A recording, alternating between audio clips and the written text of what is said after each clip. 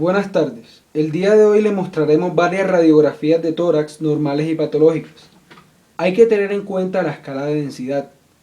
Radiolúcido corresponde a cavidades huecas llenas de aire a color negro. Radio opaco corresponde a huesos y metal, se puede ver el color blanco. Y densidad mixta corresponde a músculo, escala de grises, se puede ver la escala de grises. La radiografía fue tomada de una vista anterior. Entonces aquí podemos ver la clavícula derecha, la clavícula izquierda, por acá la tráquea, por acá el callado de la aorta, por acá la carina, la arteria pulmonar izquierda, la arteria pulmonar derecha, la vena cava superior, la aurícula izquierda, el ventrículo izquierdo, las costillas, cada una de las costillas de la primera hasta la séptima, las escápulas, la escápula izquierda, la escápula derecha, la cámara gástrica, el seno cardiofrénico, seno costofrénico, el ángulo esplénico. Podemos ver también la columna vertebral, aquí se ven las divisiones, las articulaciones de la columna vertebral. Entonces, de la derivación de la carina se pueden ver los dos bronquios fuentes principales y de ellos se van dividiendo de dos en dos hasta llegar hasta los bronquiolos terminales en la cara más distal del pulmón. En esta segunda radiografía en vista anterior podemos identificar las siguientes estructuras.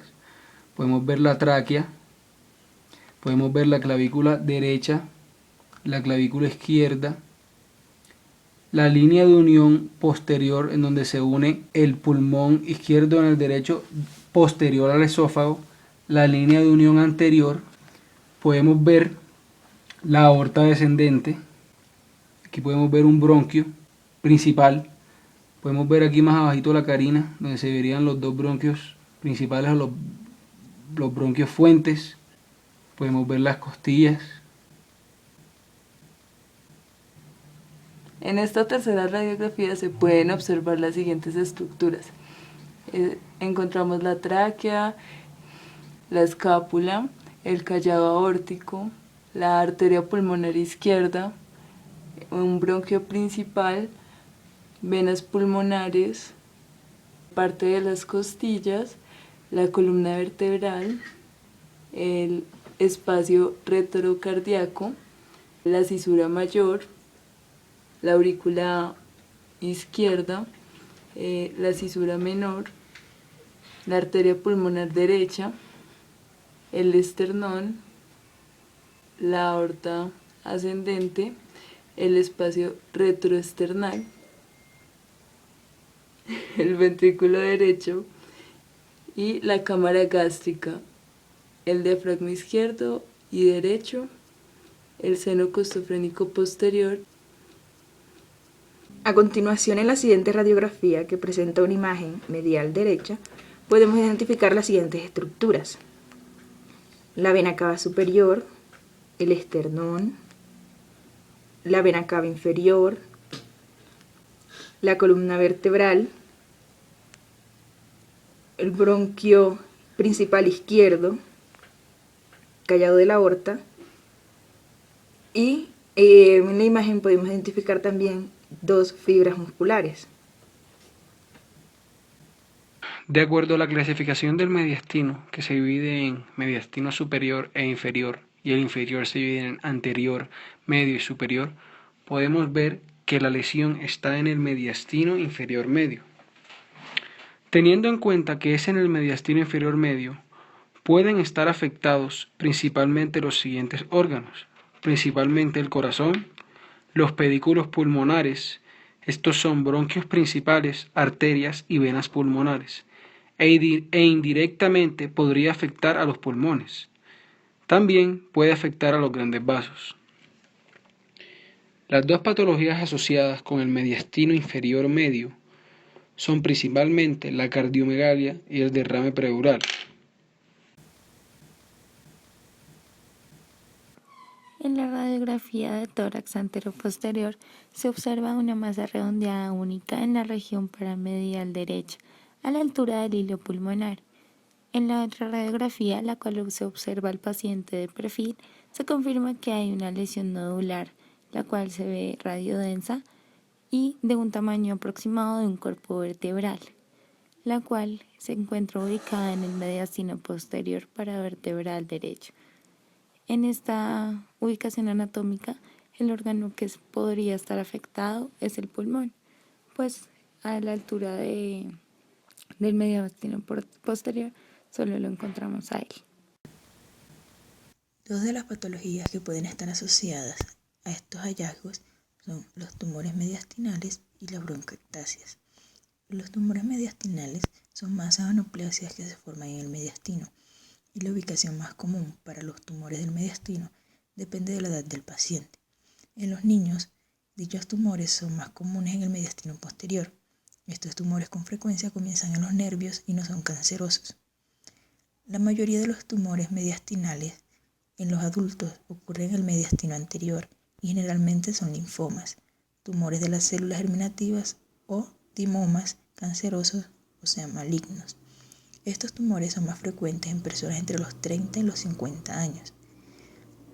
Entre los exámenes que se hacen para detectar los tumores mediastinales se encuentran las radiografías de tórax, las biopsias con aguja guiada por tomografía computarizada, las tomografías computarizadas del tórax, mediastinoscopia con biopsia y la resonancia magnética del tórax.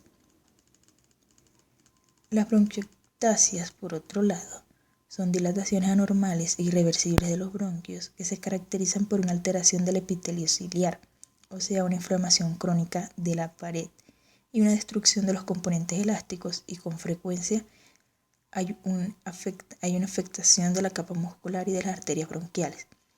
Pueden acompañarse con fibrosis peribronquial.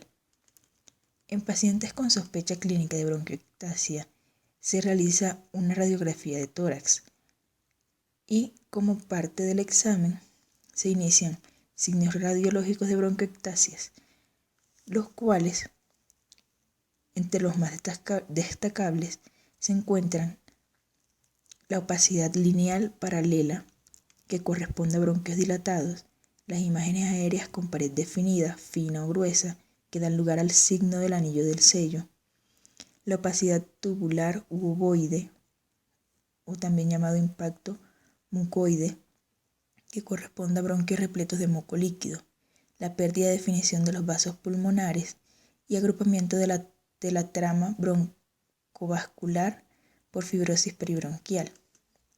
También se observan signos de pérdida de volumen o obstrucción funcional y afectación pleural, que es rara, pero ahí puede darse en caso de infecciones repetidas que afecten a los bronquios. El signo fundamental de la bronquiectasia es la demostración de la dilatación bronquial, tomando como patrón de referencia el diámetro de la arteria bronquial adyacente. En condiciones normales, los diámetros del bronquio y del vaso acompañantes son similares. En el tercer caso, la lesión puede encontrarse en el mediastino inferior medio. Los posibles órganos afectados son los ganglios linfáticos que rodean los cilios pulmonares o los pulmones, lo cual podría comprometer su totalidad o solo una porción. A nivel de la cámara gástrica se puede observar un hueco, que puede suponerse que es una caverna, por su densidad radiolúcida. Se descarta que la lesión se encuentre en el abdomen por la radiografía lateral. Algunas de las patologías comunes son atelectasia. Es el colapso de una parte o de todo el pulmón. La atelectasia es causada por una obstrucción de las vías aéreas, bronquios o bronquiolos, o por la presión en la parte externa del pulmón. Algunos factores de riesgo para desarrollar atelectasia abarcan anestesia, objeto extraño en la vía respiratoria, más común en los niños, enfermedades pulmonares, moco que tapona la vía respiratoria, presión pulmonar causada por acumulación de líquidos entre las costillas y los pulmones, es decir, el llamado derrame pleural. También tumores que obstruyen la vía respiratoria. Otra patología común va a ser la adenopatía iliar bilateral. Estas adenopatías iliares son un agrandamiento de los ganglios linfáticos que rodean los cilios pulmonares. Normalmente son consecuencias de enfermedades subyacentes. La razón más común para la adenopatía iliar es la infección. Otras razones para que los ganglios linfáticos se agranden son enfermedades autoinmunes y malignas.